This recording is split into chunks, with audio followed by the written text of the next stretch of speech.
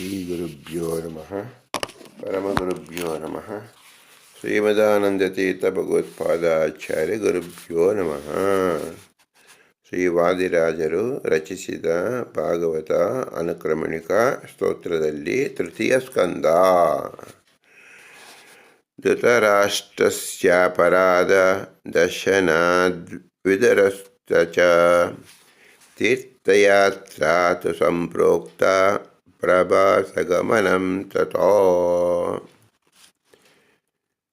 ಮೂರನೇ ಸ್ಕಂದದಲ್ಲಿ ಮುಖ್ಯವಾಗಿ ನಾವು ತಿಳಿಬೇಕಾದ್ದೇನು?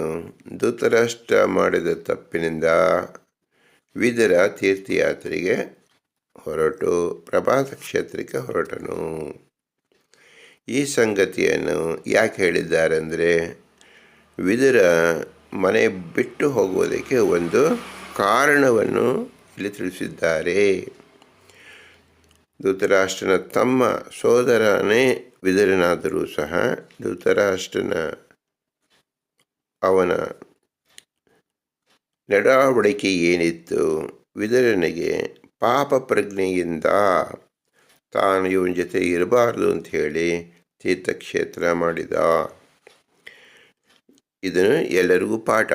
ಎಲ್ಲರೂ ತೀರ್ಥಕ್ಷೇತ್ರವನ್ನು ಕಡ್ಡಾಯವಾಗಿ ಪ್ರತಿದಿನವೂ ಮಾಡಬೇಕು. ತಿಂಗಳು ಒಂದು ಸಾರಿಯಾದರೂ ಮಾಡಬೇಕು, ಪಕ್ಷಕ್ಕಾದರೂ ಮಾಡಬೇಕು, ಋತುಗಾದರೂ ಮಾಡಬೇಕು, ಅಯನಕ್ಕಾದರೂ ಮಾಡಬೇಕು, ಅಥವಾ ವರ್ಷಕ್ಕಾದರೂ ಮಾಡಲೇಬೇಕು ಎಂಬತಕ್ಕಂಥ ನಿಯಮವನ್ನು ಇಲ್ಲಿ ವೇದವ್ಯಾಸ ದೇವರು ವಿದುರನ ಮೂಲಕ ನಮಗೆ ತಿಳಿಸಿಕೊಟ್ಟಿರ್ತಾ ಇದ್ದಾರೆ. ಅವನು ಹೊರಟಿದ್ದ ಯಾವುದು ಕ್ಷೇತ್ರ? ಪ್ರಭಾಸ ಗಮನಂ. ಪ್ರಭಾಸ ಕ್ಷೇತ್ರಕ್ಕೆ ಹೋದನು. ವಿದುರೋದ್ಧವ ಸಂವಾದಂ ಕೃಷ್ಣಸ್ಯ ಚರಿತಂ ತಥಾ ದ್ವಾರಿದ್ಯೋಜ್ಜಾಹ ಮೈತ್ರೇಯ ದರ್ಶನಂ ಸಂಪ್ರಕೀರ್ತಿತಂ.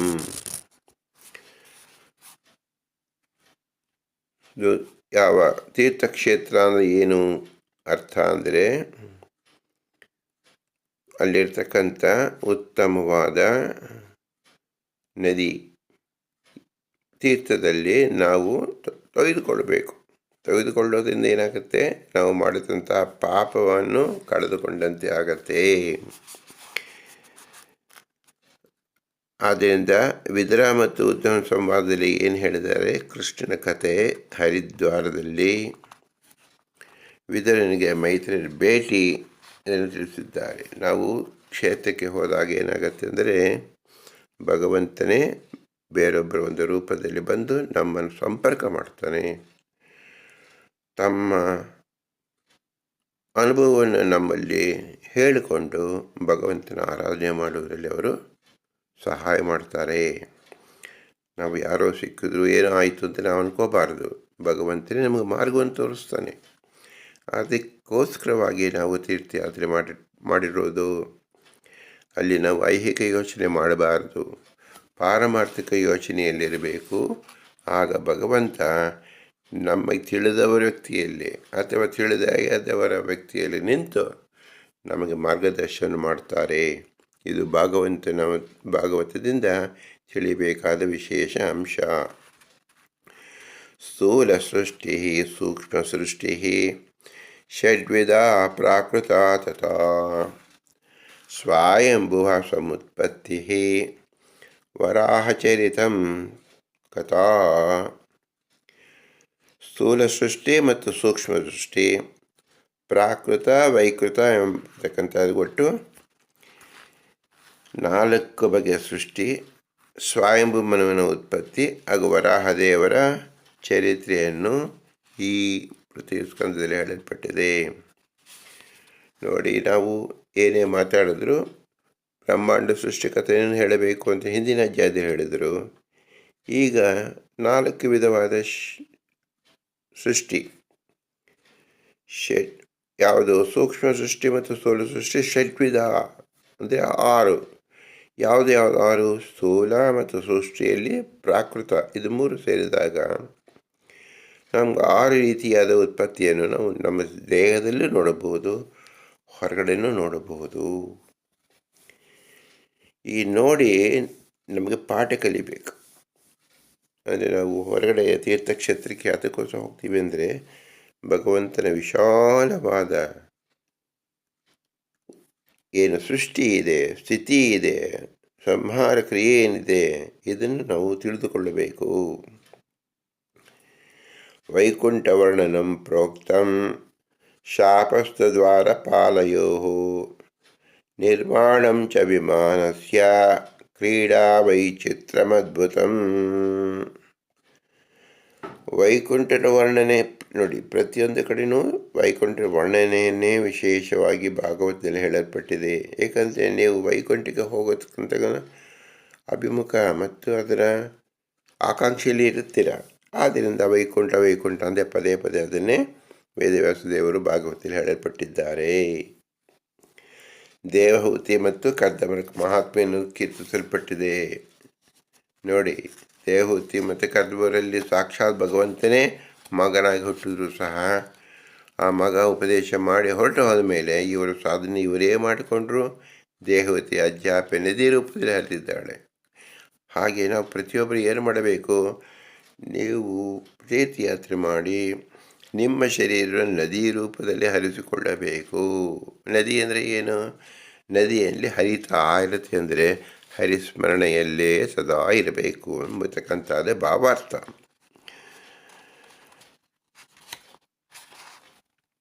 ವಿಮಾನ ನಿರ್ಮಾಣ ಮತ್ತು ಅದ್ಭುತವಾದ ವಿಹಾರದ ವರ್ಣನೆಯನ್ನು ಇಲ್ಲಿ ಹೇಳಲ್ಪಟ್ಟಿದೆ.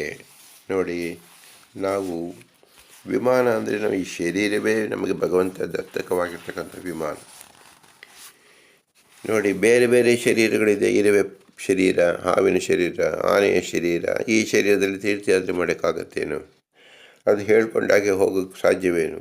ಆದರೆ ನಾವು ಭಾರತಾದ್ಯಂತ 2000 ಕಿಲೋಮೀಟರ್ಗಳಲ್ಲಿ ಯಾವಾಗ ಬೇಕಾದ್ರೆ ನಾವು ಸಂಚರಿಸುವಾಗ ಇರ್ತಕ್ಕಂಥದ್ದು ನಮ್ಮ ಸಾಧನ ಶರೀರವೇ ಶ್ರೇಷ್ಠವಾದ ವಿಮಾನ.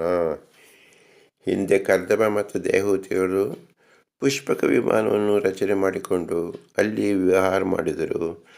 ನಮಗೆ ದತ್ತಕವಾದ ಈ ಶರೀರದಲ್ಲೇ ಎಲ್ಲ ತೀರ್ಥಗಳಲ್ಲಿ ಮಿಂದಿದಾಗ ಅದು ನಿಜವಾದ ವಿಹಾರವಾಗುತ್ತದೆ ಎಂಬ ಸೂಕ್ಷ್ಮ ವಿಚಾರವನ್ನು ವಾದಿರಾಜ ತೀರ್ಥರು ಭಾಗವತದಲ್ಲಿರ್ತಕ್ಕಂಥದ್ದನ್ನು ಇಲ್ಲಿ ನಮಗಾಗಿ ತಿಳಿಸಿಕೊಟ್ಟಿದ್ದಾರೆ.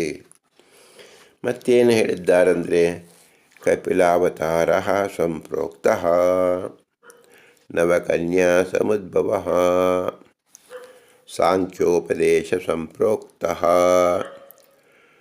ಸಮಸ್ತಾವ್ಯಸ್ತಚಿಂತನಂ. ಕಪಿಲಾವತಾರ ಮೊಟ್ಟ ಮೊದಲಿಗೆ ಇಲ್ಲಿ ಹೇಳಿದ್ದಾರೆ. ಶ್ರೀ ಕಪಿಲ ದೇವರ ಅವತಾರ ಹಾಗೂ ಅವರಿಗೆ 9 ಹೆಣ್ಣು ಮಕ್ಕಳ ಉತ್ಪತ್ತಿ. 9 ಹೆಣ್ಣು ಮಕ್ಕಳ ಉತ್ಪತ್ತಿ ಅಂದರೆ ಏನರ್ಥ? ನಿಜವಾದ ಸಂಪತ್ತು, ಈ ಪ್ರಜಾ ಸಂಪತ್ತು ಬೆಳಿಬೇಕು ಅಂದರೆ ಮುಖ್ಯವಾಗಿ ಹೆಣ್ಣು ಮಕ್ಕಳಿಂದ ಆಗತ್ತೆ. ಆದ್ದರಿಂದ ಬ್ರಹ್ಮದೇವರು ಮೊಟ್ಟ ಮೊದಲಿಗೆ 9 ಜನ ಹೆಣ್ಣು ಮಕ್ಕಳನ್ನು, ಕಪಿಲದೇವರ ಅವತಾರ ಮತ್ತು 9 ಜನ ಹೆಣ್ಣು ಮಕ್ಕಳನ್ನು ಯಾವ ಪ್ರಜಾಪತಿಗಳಾದ ಬ್ರಹ್ಮದೇವರು ಸೃಷ್ಟಿಸಲ್ಪಟ್ಟರು. ಇಲ್ಲಿ ಸಾಂಖ್ಯೋಪದೇಶವು ಹೇಳಲ್ಪಟ್ಟಿದೆ. ಅದು ಸಂಕ್ಷೇಪ ಮತ್ತು ವಿಸ್ತಾರವಾಗಿ ಹರಿಯ ರೂಪ ಚಿಂತನೆಯಾಗಿ ವರ್ಣಿಸಲ್ಪಟ್ಟಿದೆ. ಯಾವುದೇ ಶಾಸ್ತ್ರ ಇದ್ದರೂ ಸಹ ಅದರ ಪರಿಣಾಮ ಅಥವಾ ಅದರ ಮೂಲ ತಾತ್ಪರ್ಯ ಭಗವಂತನನ್ನು ಕೊಂಡಾಡುವುದೇ ಆಗಿದೆ ಎಂಬುದು ತಾತ್ಪರ್ಯ. ಯಾಕೆ ನಾವು ಭಗವಂತನ ಕೊಂಡಾಡಬೇಕು ಅಂದರೆ, ಮುಂದೇನು ಶ್ಲೋಕದಲ್ಲಿ ಹೇಳ್ತಾರೆ, ಜೀವ ಸಂಸಾರ ಕಥನಂ ತತ್ವಾನಂ ಕಥನಂ ತಥಾ ಗಮನಂ ಕಪಲಸ್ಯ ಅಥ ದೇವಹೂತಿ ಗತಿ ಪರಾ. 34 ಅಧ್ಯಾಯಃ ತೃತೀಯಸ್ಮಿನ್ ಪ್ರಕೀರ್ತಿತಃ. ಜೀವನಿಗೆ ಸಂಸಾರ ಪ್ರವೇಶ ಹೇಗಾಯಿತು? ಜೀವ ಲಿಂಗ ಶರೀರದ ಉತ್ಪತ್ತಿಯಿಂದ ಹೇಗೆ ಬಂದ? ಆಕಾಶ ಲೋಕದಿಂದ ಭೂಲೋಕಕ್ಕೆ ಹೇಗೆ ಬಂದ? ಭೂಲೋಕದಿಂದ ತಾಯಿ ಗರ್ಭ ಹೇಗೆ ಪ್ರವೇಶ ಮಾಡಿದ? ತಾಯಿ ಗರ್ಭದಿಂದ ನಮಗೆ ಕಾಣಿಸಿಕೊಂಡಿದ್ದು. ಇದು ಎಷ್ಟೋ ಮಾರ್ಪಾಡುಗಳಾಗಿ ಬಂದಿದ್ದು ನಾವು ಕಂಡುಕೊಳ್ಳುತ್ತಾ ಇರ್ತಕ್ಕಂಥದ್ದು. ಅದರ ಹಿಂದಿನ ಚರಿತ್ರೆ ನಾವು ತಿಳಿಯಬೇಕಲ್ಲ, ಅದು ಭಾಗವತ ತಿಳಿಸ್ತಾ ಇದೆ. ಹೀಗೆ ನಾವು ತಿಳಿದಾಗ ಈ ಸಂಸಾರದ ಗಂಟು ನಮಗೆ ತಿಳಿದು ಅದರಿಂದ ನಾವು ಪಾರಾಗುವ ಬಯಕೆ ಉಂಟಾಗುತ್ತದೆ. ಸಂಸಾರ ಮಾಡುವಾಗ ಅಲ್ಲಿರತಕ್ಕಂಥ ಕಷ್ಟ ಕಾರ್ಪಣ್ಯಗಳು ಇದರಿಂದ ನಿವಾರಣೆ ಮಾಡಿಕೊಳ್ಳಬೇಕು ಎಂಬತಕ್ಕಂಥ ಮನಸ್ಸು ಸಜ್ಜನರಿಗೆ ಬರುತ್ತೆ. ಆದ್ದರಿಂದ ಜೀವ ಸಂಸಾರ ಕಥನವನ್ನು ಇಲ್ಲಿ ಹೇಳಲ್ಪಟ್ಟಿದೆ. ತತ್ವಾನಂ ಕಥನಂ, 25 ತತ್ವಗಳಿಂದ ಈ ಶರೀರ ಉತ್ಪತ್ತಿಯಾಗಿದೆ. ಪಂಚಭೂತಗಳು, ಪಂಚತನ್ಮಾರ್ಥಗಳು, ಅದರ ವಿಷಯಗಳು, ಅದರ ತತ್ವಾಭಿಮಾನಿ ದೇವತೆಗಳು ಮತ್ತು ಭಗವಂತ, ಲಕ್ಷ್ಮಿ, ಪ್ರಕೃತಿ ರೂಪದಿಂದ ಮತ್ತು ಜೀವ ಇವೆಲ್ಲವೂ ಸೇರಿ 25 ತತ್ವಗಳಿಂದ ಈ ಶರೀರ ರಚನೆಯಾಗಿದೆ. ಇದರ ವಿಶೇಷ ಚಿಂತನೆಯನ್ನು ಮಾಡಿದಾಗ ಇದರ ಅರಿವು ಯಾರಿಗೆ ಉಂಟಾಗುತ್ತೋ ಅದರಿಂದ ಬಿಡುಗಡೆ ಮಾತ್ರ ಸಾಧ್ಯ. ಅರಿವೇ ಗೊತ್ತಾಗಲಿಲ್ಲ ಅಂದರೆ ಬಿಡುಗಡೆ ಎಂದಿಗೂ ಆಗೋದಿಲ್ಲ. ಆದ್ದರಿಂದ ಕಪಿಲ ದೇವರು ಇಲ್ಲಿ ಸಾಂಖ್ಯ ತತ್ವವನ್ನು ಉಪದೇಶ ಮಾಡಿದ್ದಾರೆ. ಸಾಂಖ್ಯ ಅಂದರೆ ಏನು? ಎಲ್ಲವೂ ಸಂಖ್ಯಾ ರೂಪದಲ್ಲಿ ತಿಳಿಸಿ ಹೇಳಿರೋದು. ವೇದದ ಸಮಸ್ತವನ್ನು ನಮ್ಮ ಒಂದು ಹಿಡಿ ಮುಷ್ಟಿಯಲ್ಲಿ ತಿಳ್ಕೊಳ್ಬೇಕು ಅಂದರೆ ಇಷ್ಟು ಎಂಬತಕ್ಕಂಥದ್ದು ಸಂಖ್ಯಾಶಾಸ್ತ್ರದಿಂದ ಹೇಳಲ್ಪಟ್ಟಿರತಕ್ಕಂಥದ್ದು ವಿಶೇಷವಾಗಿದೆ. 2 ಅಂಶವನ್ನು ತಿಳಿಯಿರಿ, 4 ಅಂಶವನ್ನು ತಿಳಿಯಿರಿ, 5 ಅಂಶವನ್ನು ತಿಳಿಯಿರಿ, 25 ಅಂಶವನ್ನು ತಿಳಿಯಿರಿ, 101 ಅಂಶವನ್ನು ತಿಳಿಯಿರಿ, 1000 ಅಂಶವನ್ನು ತಿಳಿಯಿರಿ. ಈ ರೀತಿಯಲ್ಲಿ ಅಂಶಗಳು ಯಾವುದು ನಮ್ಮ ಅಧಿಕಾರ ಎಷ್ಟಿರುತ್ತೋ ಆ ರೀತಿಯಲ್ಲಿ ನಾವು ಸೂಕ್ಷ್ಮವಾಗಿ ಸ್ಥೂಲವಾಗಿ ತಿಳಿತಾ ಹೋಗ್ಬೋದು. ಆದ್ದರಿಂದ ಇದನ್ನು ಸಾಂಖ್ಯಯೋಗ ಅಂತ ಹೇಳಿದ್ದಾರೆ. ಇದರ ಪರಿಚಯ ಮಾತ್ರ ಇಲ್ಲಿ ನಾವು ಮಾಡಿಕೊಳ್ಳೋದು. ಸಾಂಖ್ಯಯೋಗ ಮತ್ತು ತಿಳಿಯೋದಕ್ಕೆ ನಮಗೆ 100 ವರ್ಷ ಬೇಕಾಗತ್ತೆ. ಆದರೆ ಎಲ್ಲಿ ಹೇಳಲ್ಪಟ್ಟಿದೆ, ಯಾರು ಹೇಳಿದ್ದಾರೆ ಅನ್ನೋದನ್ನು ಇಲ್ಲಿ ವಾದಿರಾಜ ತೀರ್ಥರು ಶ್ರೀ ವೇದವ್ಯಾಸ ರಚಿಸಿದ 3ನೇ ಸ್ಕಂದದಲ್ಲಿ ವಿಶೇಷವಾಗಿ ಆ ವಿಷಯವನ್ನು ಅನುಕ್ರಮಣ ಆಕಾರದಲ್ಲಿ ನಮಗೆ ತೋರಿಸಿದ್ದಾರೆ. ಒಟ್ಟು ಭಗವದ್ಗೀತೆಯ ಭಾಗವತದ 3ನೇ ಸ್ಕಂದದಲ್ಲಿ 24 ಅಧ್ಯಾಯಗಳಿಂದ ವರ್ಣಿತವಾಗಿದೆ ಎಂಬುದು ತೃತೀಯ ಅಧ್ಯಾಯದ ಸಂಕ್ಷಿಪ್ತ ವರದಿ.